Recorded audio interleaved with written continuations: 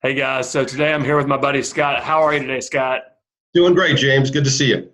So the purpose of today's video, I'm going to start bringing on some of my investors who have gotten to where a lot of you guys are trying to go. And what I mean by that is building up a sizable portfolio, seeing consistent income. They're a little bit further ahead than some of our investors that are just starting out. So there's a real power to reach that higher level of anything you're focusing on, a craft that you're growing, when you start to give back. And that's what we're going to do today. When you start to teach others through maybe the mistakes you made. So that's the purpose of today's video. So Scott, tell us a little bit about you. Where are you from, and what cities are you investing in? Yeah, great questions there. I'm in Monument, Colorado. For those of you that don't know, it's kind of a small suburb. I'm south of Denver and a little north of Colorado Springs at about 7,200 feet. So kind of a beautiful residential community, and been here since 1997. Your question was what sort of investments, where do I invest? Yeah, what locations and how many doors are you at right now? I think I'm at 15 doors total. Locations, and we'll talk a little bit about this. I'm not sure what I've done is exactly the great way to do it. I'm probably spread out a little too much, but an asset in New Mexico, Arizona, Colorado, a couple in Kansas, 4 in Tennessee, 1 in Florida, 1 in Indiana, 1 in Ohio, and 2 in Missouri. So kind of spread out. Right, but you've built up quite the portfolio, and that's what everyone is, here to do. You need to size up, because 4 or 5 rental homes is nothing but a bad hobby. The majority of my investors have the same story. They want to invest in real estate, but it doesn't make sense where they live. So homes are too expensive, or there's no ability to scale. Is that what you faced? Absolutely. In fact, I'm here in Colorado. I came from California, and I mean, it's so hard when you come from a market like that where property values are so high. It's just hard to get in and make them pencil out. So yeah, I think it's you got to be creative, and you got to look for pockets of opportunity. One of the things that I find talking to other investors is some people have a mindset of kind of staying close to home, right? They want to kick the tires, look at the property. And it's a whole different mindset to say, well, wait a minute, are there other places in the country where you can get good investments, solid returns, good assets?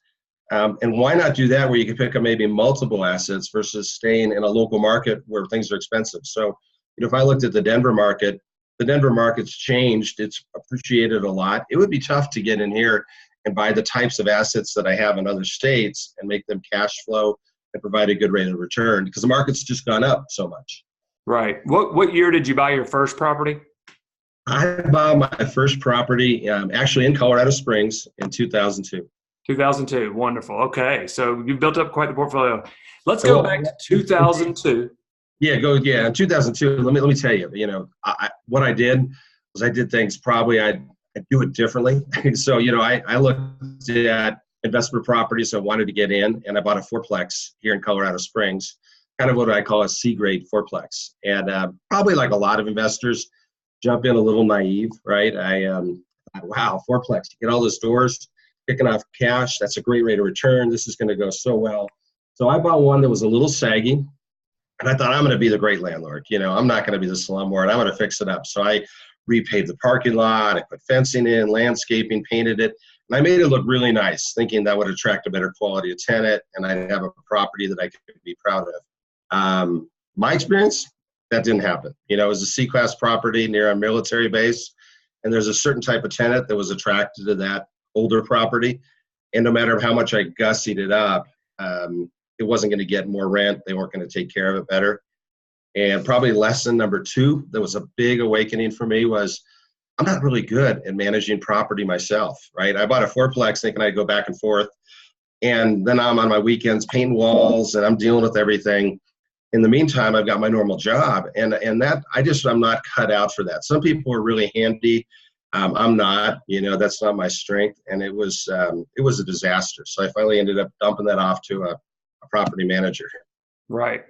Well, we talked a little bit offline. You and I have a lot of similarities about this, but the real wealthy people in the world are great team builders.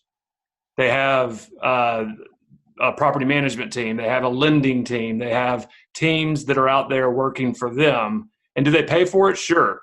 You know, there's a cost to that, but it allows you to do what you're best at, create income the way you're best at creating income.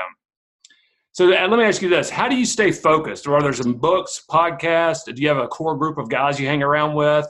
What keeps you focused? What keeps you motivated in your mindset in the correct space? Great questions. Well, first of all, professionally, I kind of work on the investment real estate side of things on the tax side. I do 1031 exchanges. So I probably have a little benefit in that I kind of live and breathe in the investment real estate market anyway. So I've got all sorts of connections there. I've got peers and friends of mine that invest in properties. I'm connected with a group of individuals out of Utah called Cash Flow Tactics, and they have a kind of a group where they teach and motivate and actually provide what you mentioned, the teams, some resources. How do you connect with lenders? Because when you get over 10 conventional loans, you're going to need more creative financing. So they've got networks of people to plug into. So things change. When you start off and buy the first asset and the second, things are different when maybe you're buying assets 11, 12, 13 and scaling it a little bit. So it's good to be with people that are maybe a little farther down the road than even me in that regard. So they've built up portfolios much larger than mine, and I can kind of almost draft in behind them. I think that's, you're mentioning successful people and teams. I think what a lot of people do to be successful is they find people that are maybe a little farther down the road and where they are, and they pick their brains and they learn and they move that direction because somebody's a few steps ahead of them, and it's not that hard to kind of follow along. Yeah, my number one requirement for a coach or someone I'm going to take advice from is they're willing to share their failures. So I want someone who's been through the trenches and I'm able to hear their failures and maybe not repeat them. That's smart. I think when anybody brags about all their successes, we've all been a home run, and a lot of us, maybe we have base hits and doubles, but you're right. If somebody's not going to be candid with what they've fallen down on, made a mistake on, there's probably, not a lack of humility, and you want somebody that's balanced there and right. really can do that. Well, I'm currently recruiting you as part of my team for my friends and investors that are going through 1031 exchanges. So if you've got that going on in your life, if you're looking at a 1031 exchange, reach out to me. I'll connect you with Scott one-on-one, and he can be a big help there. If you're looking for a coach, I'd highly encourage you to get involved with the group he's involved with. I can connect you there as well. So Scott's not going to be able to come to the May event, even though you wanted to. But why should people listening to this video, watching this video, come out to the May event and see why so many people are talking about Memphis, Tennessee? Great question. Yeah, and I wish I could make it. Honestly, James, hopefully I'll catch you next year. I just got a really busy schedule. But if you're going to invest in, if you look at building a real estate portfolio, more than just doing a one-off asset, but you're really going to dive in and make this kind of part of your long-term financial plan, right? Retirement, cash flow. Then you want to do a few things. You want to know the marketplace. You want to drive around and just get a feel for it and study it. And I've done my research on Memphis. I know what's going on.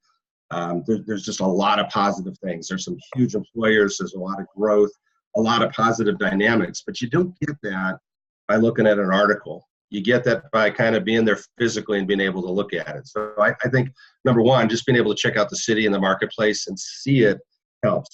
Number two, from what it looks like, you've got some great food. So if you're a foodie, Memphis looks like you got some great food, and you've dialed in some pretty cool food side of it. So who doesn't like to eat and enjoy good local food? That's a good thing. And then three, I would say seeing some of your assets and some of your properties and seeing them maybe in different, I don't know what you're doing, but I'm going to assume you'll probably have, here's one when you buy it and it's all beat up and something along the way and maybe something that's done up. I'll tell you, you blew my socks off when you sent me a video of the asset that I'm buying, which actually I'm closing on, I think on Monday, and you gave me the before and then the after, and it was an ugly duckling, and I'm putting that nice. It was dumpy, and then you sent me a picture of this beautiful bathroom, and I'm like, wow, that's awesome. So I think for people to go there in person and be able to see a property transition from when you maybe buy an asset, and then what it looks like when it's going to be rented out, and what sort of caliber of tenant that'll attract. We got to remember, we're buying assets but people pay you checks. That's rental check. Well, you want a good tenant, right? We can have a great asset with tenants that are not great and turn over and beat it up, and that's not a great thing. So getting an asset that where it's been turned around and it's got some extra little touches, then maybe bump it up just a touch and attract a little bit higher quality tenant. Long term, after 10, 15, 20 years, that property is going to be in better shape than one that's just been trashed. Even it starts out nice, but you don't have somebody that keeps it up or has that pride of living there. So I think that's another benefit. It's just seeing the assets themselves and being able to look at them, touch them, and say, wow, that's not what I expected. That's pretty cool. You hit the nail on the head, brother. So yeah, if you're listening to this, you're watching this video, take this away. Whatever we put out in the universe is going to come back to us tenfold. We reap what we sow. And we're going to attract the type of tenant that we renovate this home for, the neighborhood we buy in. So too often people get the mindset of it's just a rental house. No, this is a home where people are raising their families. So we start with the neighborhood. Neighborhood first, because that's what people buy. Location, location, location. We want to find the worst house in that neighborhood so that I can buy it at a low enough price to put on a new roof, new hard surface floors, all new mechanicals, HVAC, appliances, and then have enough money left over to put in that tile bathroom you're talking about, the decorative vanities, the upgraded kitchen. Because who is going to make the decision about any house? Mama. My wife, your wife, everybody's spouse, the female of the home is choosing this home. You better, if you want to attract that person that's going to take care of the house, keep it clean.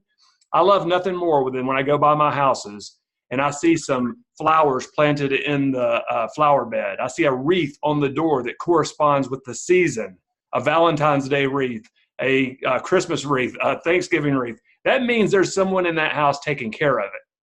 How do we get those tenants? We give it a little bit of a splash. It's a safe, clean place to raise a family. You don't have to put granite in. You don't have to go over the top, but it better smell nice. It better not smell like cigarette smoke or a wet dog if you're going to attract this type of tenant that we're talking about. So look, man, I just want to say thank you. I'm humbled. I'm honored to be your provider in Memphis, Tennessee. We're going to lock up several assets this year, and moving forward, you and I are going to get closer and closer. So thank you for your time.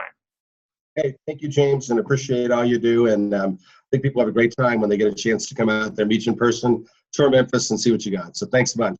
Thank you. And lastly, if you're watching this video and you'd like to give back to other investors in this form of, doing an interview with me to maybe talk about where you are, where you're going, even if you're a beginner investor or a more seasoned investor, I'd love to have you on. So please reach out to me. Thanks and have a great day.